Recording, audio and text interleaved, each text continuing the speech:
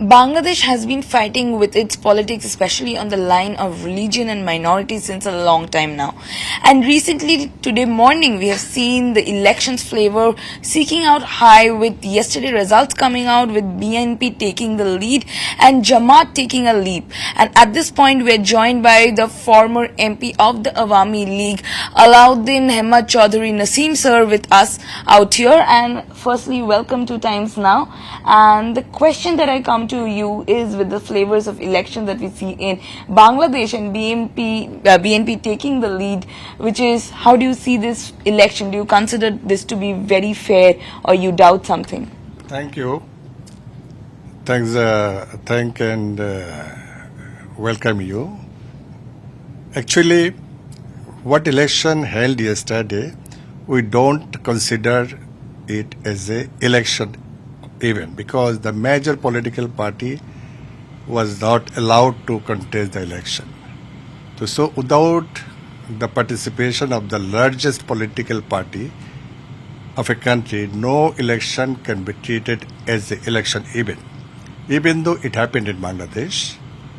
What result we saw yesterday, from the very beginning we observed it, and after starting declaration of the poll in 7:30 in the morning yesterday, after 3.5 years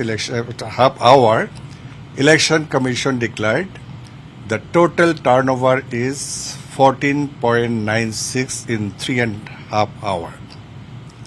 But after 1 hour, they declared the casting vote increased to 32.88% in 1 hour. Increase is 17.94%. In the first 3.5 hour, it was only 4.27% per hour, but the fourth hour, it became the 17.94%. And we have calculated in 32,000 polling centers which they declared. If you we analyze it, and we saw per minute per center 11 vote casted, which is very impossible. After that, in 2 o'clock, again they declared 48%. After that, till night, they did not say anything about the increase or decrease of the voter rate. The late night we saw, in the morning, when we wake up from sleep, we saw it is 60%. Actually, the total election procedure was first, and from the very beginning, when Yunus took over the power 1.5 years back, actually he declared war against Awami League. And by this process, he did everything, and he declared in the Clinton Foundation meeting that he did all of this under a meticulous design. And from that day till today, what he did, everything was a part of that meticulous design, and he succeeded. So we don't consider this election as an election even. Just as you said that it is a meticulous design, and you have referring to somebody called He, may I know who is he and what meticulous design it is, and under whose influence has this design been displayed or played with the politics of Bangladesh? Actually, you analyze the last 18 months political activities. You will see what happened in 5th August 2024. It is almost like a counter-revolution, and is the revenge of 1971's liberation war. Immediate after, Pakistani backed Jamaat-e-Islami and their allies took over the charge of the street. They demolished the house of thousands of people, and the house of Bangabandhu Sheikh Mujibur Rahman, which was the landmark place in our liberation history. They demolished it twice, not only one time. Actually, what we say, destroyed all the symbol of liberation war. They destroyed all the symbol of progressive political history. They destroyed the houses of minority communities even. So what they lose in 1971, the Pakistan and their international, of course I will say, international allies, what they lose in 1971, and they took revenge in 2005. And from that day till today, they are doing the same thing, what they want to do. So, since you mentioned about it's revenge, what has happened in 1971, and we are seeing the repetition of history. Do you think that the democracy has been come under question, and what kind of political landscape that has now changed in Bangladesh that you see after 5th of August? Actually, Bangladeshi people is secular. You will see. In Bangladesh and West Bengal, the neighbor, both the part of Bengal is secular. Population is here. So in Bangladesh, you will see with the Hindu, Muslim, Buddhist, Christians, we have been living together hundreds of years. So when this Jamaat-e-Islami and their allies actually from Pakistan is their born place. And until now, they are not saying their name Bangladesh Jamaat-e-Islam. The name is Jamaat-e-Islami Bangladesh. It is like a organization, I will say, branch organization of Pakistan, Jamaat-e-Islami. Still, they consider Pakistan as their guardian, and they are always influenced by Pakistan. And you will see the landscape, what is changed here. You will see just immediate after of 5th August, Yunus declared war almost against India. We will acquire 7 sisters. We are the owner of the sea, this and that. Actually, this cannot be a political diplomatic word. Actually, political diplomacy is totally different. When a diplomat say no, in diplomacy there is no word no. If you say maybe, it's yes.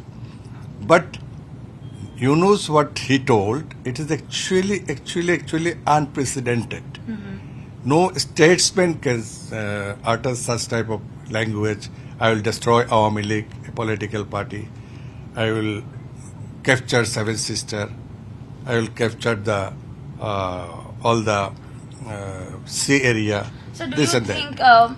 since Yunus has been installing such kind of threat or provocative comments, do you think it is his power completely or the support of people, or there has been some external factors which has been influencing any foreign power? Do you doubt of that has been influencing this kind of authority of power?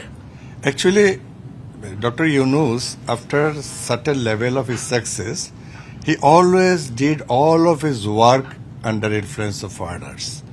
Actually, you'll see he lived almost more than 8 months in abroad. And all of his activities is foreign based. He never worked for Bangladesh, and he has no any social activities or any personal philanthropical work, nothing in Bangladesh. You will see he donated in Clinton Foundation. He donated in Clinton's election fund. These all the things what he did from long before, not from today.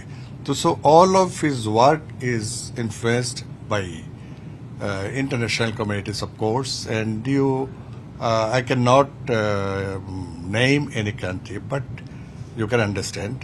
Was this election also influenced by the quote-unquote foreign countries that you're referring to?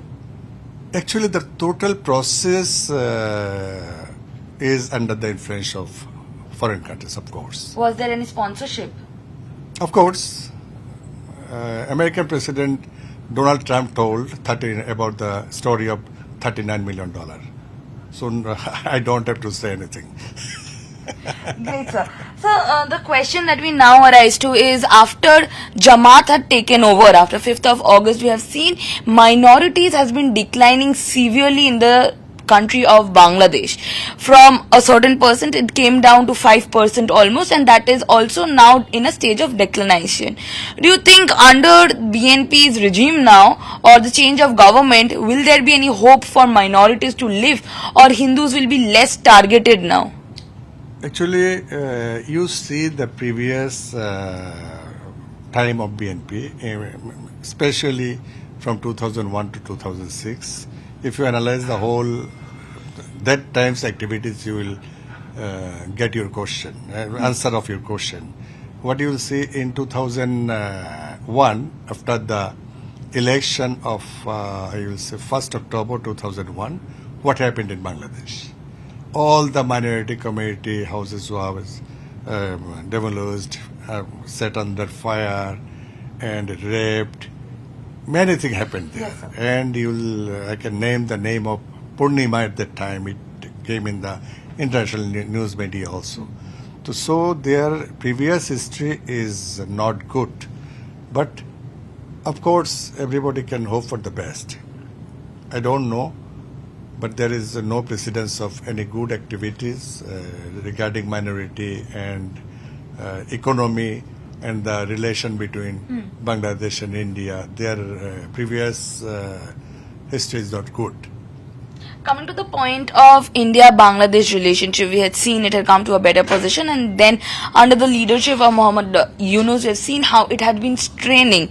People have not been helpful towards India also. But do you think with BNP now coming in, how is it going to affect already strained relationship that India and Bangladesh holds at this point? Actually, the relation of India and Bangladesh set by blood. 17,000 of Indian soldiers give their blood in our independence movement, war.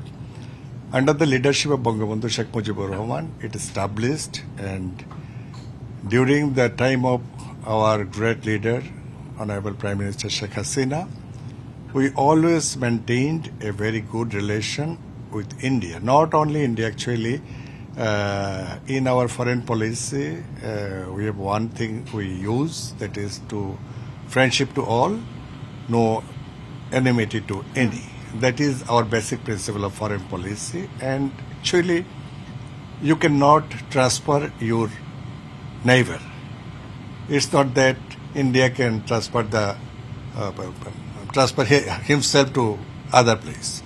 So we will have to exist side by side thousands of years, and we have been living thousands of years, and next thousands of years, of course, we'll have to stay there. So our great leader Sheikh Hasina, what did, she did not allow to use a single part of Bangladeshi land for against Indian interest. Actually, what happened, you see, in 2004, 10 trucks of arms recovered from Chittagong, and many bunkers in the Sylhet-Srimongol border.